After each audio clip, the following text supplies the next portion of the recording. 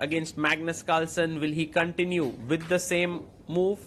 Yes, he does. Pawn to e4 played, and Arjun comes back. And what's his choice going to be? Will he play e5? Will he play c5? Will he play the Caro-Kann, the French? Many options here for Arjun. He waits for a bit for his first move. Mind games here, plays d6. Wow, that's not a very common move at top level chess. And I'm sure that Gukesh is a bit surprised by Arjun's choice here. And now Gukesh has to decide what to do. He goes d4. Pawn to d4 on the board. And now knight f6, I guess, by Arjun. It's back. And yes, plays his knight out to f6. So we have maybe the Perk defense on the board, perhaps. It could also be the Philidor if e5 is played. Knight c3 played by Gukesh, defending his pawn. And now Arjun does go for it. He goes g6, asking Gukesh if he wants to go for the ambitious systems with f4 or bishop e3, queen d2, or go for the more positional approach with knight f3 and so on. He does play his knight out to f3.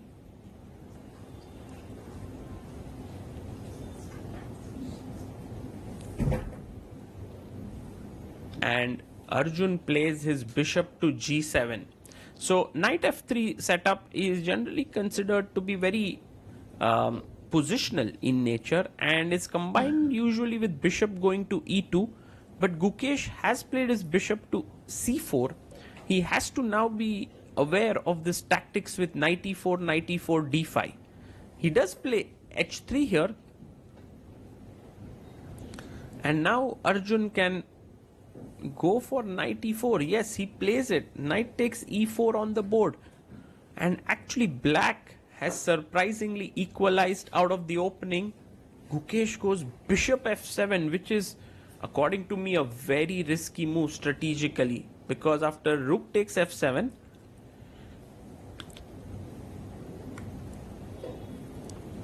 he takes back the knight, and here black gets the bishop pair as well as the central pawns. So in a way, Gukesh is taking a lot of risks here. Pawn comes up to d5, attacking the knight on e4. And now the knight has to move away, but where? Knight c3, knight g3, he goes knight to c3. And now one of the best ways to play is put the knight here and eventually go for the e5 break. But Arjun is super aggressive here. He pushes his pawn to c5 and he's telling Gukesh, if you take, I'll push it even further, pushing all your pieces behind. Gukesh quickly castles it out here. But this is getting a bit risky for Gukesh, because pawn takes pawn. Just think about it. Pawn takes pawn, knight takes pawn, and then e5. You have two super strong central pawns here. Arjun takes. Yes, he takes the pawn. And now knight takes d4. So white does have very strong knights in the center. The knight comes out to c6. And e5 is the idea next. Gukesh goes back, knight to f3, at least putting pressure on the d5 pawn.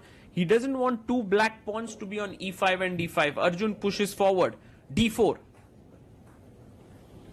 And now the knight comes into the center with knight e4. And then you go queen d5, bishop f5. Yes, he goes queen to d5. Strong move. Gukesh under a lot of pressure here right out of the opening. He goes rook e1, just 14 moves played. And if you think about it, he does not have the center control. He doesn't have the bishop pair. And he started off with the white pieces. So Arjun, now the knight can take the rook. Earlier it was pinned. And now this very beautiful move, rook to f3. And perhaps it's very difficult to find such a move. But if you look at the position that is reached here, you will realize that black is basically counting on the fact that his pieces will just break